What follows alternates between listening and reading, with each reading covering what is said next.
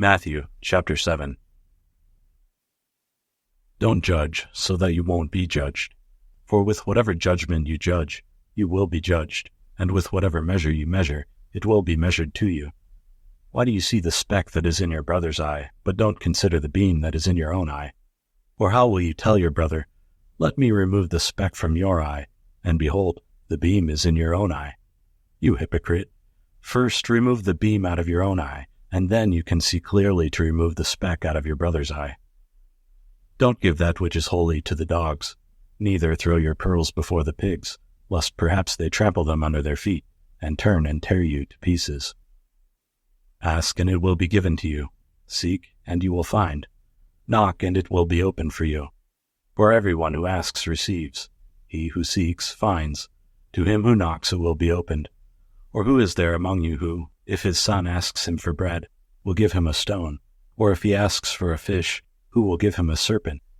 If you then, being evil, know how to give good gifts to your children, how much more will your Father who is in heaven give good things to those who ask him? Therefore, whatever you desire for men to do to you, you shall also do to them, for this is the law and the prophets.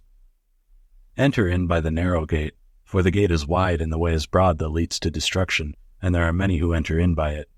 How narrow is the gate, and the way is restricted that leads to life.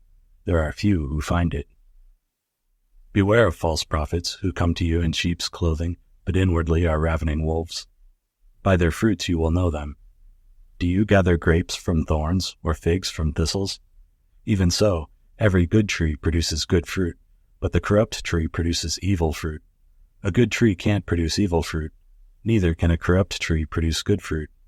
Every tree that doesn't grow good fruit is cut down and thrown into the fire. Therefore, by their fruits you will know them. Not everyone who says to me, "Lord, Lord," will enter into the kingdom of heaven, but he who does the will of my Father who is in heaven. Many will tell me in that day, "Lord, Lord, didn't we prophesy in your name cast out demons, and in your name do many mighty works?" Then I will tell them, "I never knew you. Depart from me, you who work iniquity." Everyone, therefore, who hears these words of mine and does them, I will liken him to a wise man who built his house on a rock. The rain came down, the floods came, and the winds blew and beat on that house, and it didn't fall, for it was founded on the rock.